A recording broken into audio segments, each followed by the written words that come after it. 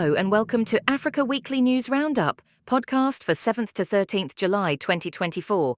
Coming up, I have today decided to dismiss with immediate effect all the Cabinet Secretaries and Attorney General of the Republic of Kenya, of the Cabinet of Kenya, except the Prime Cabinet Secretary for Foreign Affairs and Diaspora Affairs. Kenya's President William Ruto dismissed almost all his cabinet. In the Horn of Africa, at least 8 were reported dead following a deadly shootout in an attempted prison break in Somalia's capital, Mogadishu. And in the DRC, a military court sentenced 22 soldiers to death for fleeing from the M23 rebels. This and more coming up shortly.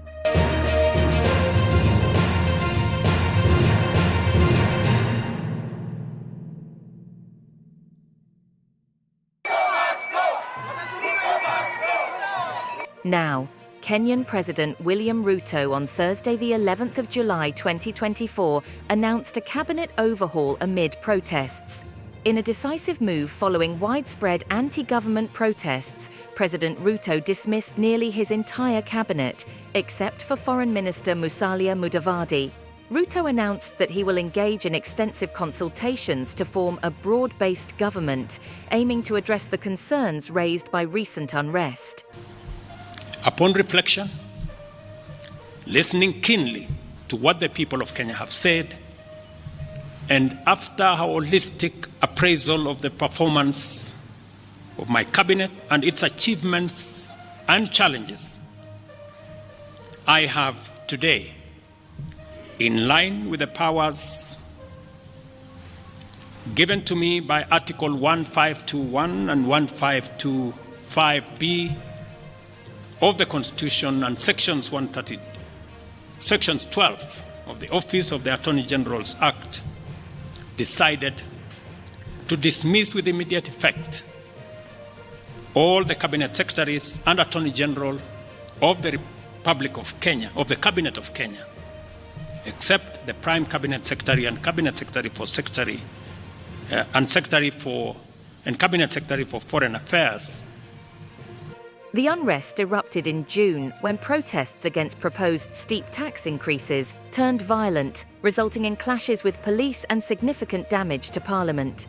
This crisis has exacerbated dissatisfaction with Ruto's administration, which has faced criticism for worsening economic conditions and allegations of corruption. In response, Ruto has abandoned the controversial tax hikes, announced sharp cuts to government spending, and sought to connect with protesters through social media. Despite these efforts, demonstrations have continued, with many Kenyans demanding his resignation and highlighting the country's growing fiscal challenges.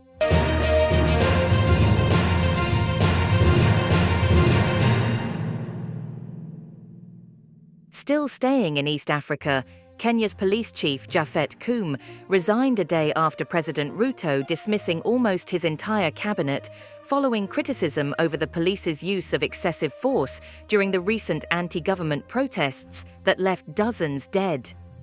President William Ruto accepted Koome's resignation, appointing Deputy Inspector General Douglas Kanja as the acting police chief.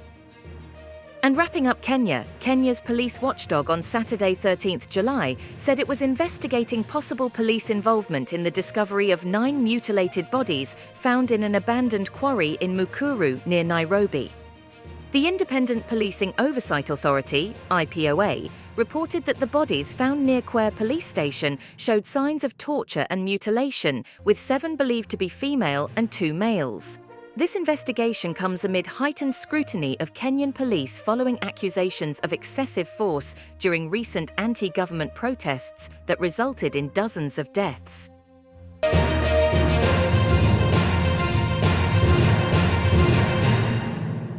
Now over to the Democratic Republic of Congo, where a military court in the Eastern Democratic Republic of Congo on the 8th of July sentenced 22 soldiers to death for fleeing the enemy during battles with M23 rebels.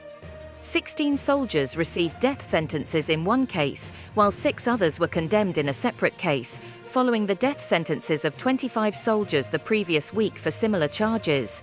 The M23 rebels have recently gained new ground in the North Kivu province.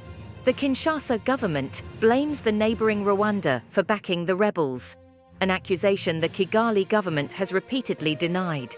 The latest report by the UN agencies continues to pin Rwanda and Uganda for alleged support to the rebels seeking to unseat President Felix Tshisekedi.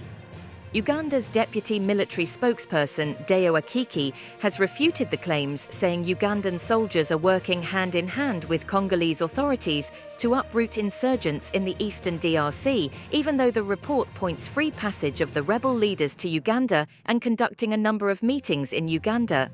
In any case, we shouldn't have been operating with the DRC Army, the FRDC, on ADF, or against ADF and Operation Shuja. We wouldn't be the ones under the East African Community Regional Force that operated in Eastern DRC to make sure that peace comes in that part of the world.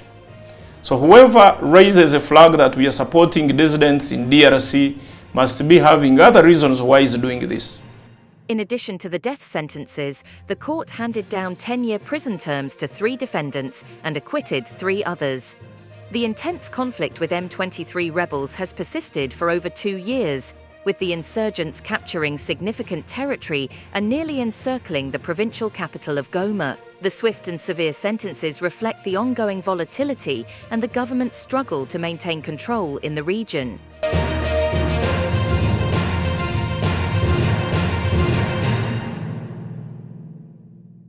Over to the Horn of Africa now, where a deadly confrontation at Mogadishu's central prison on Saturday 13th of July left 8 dead.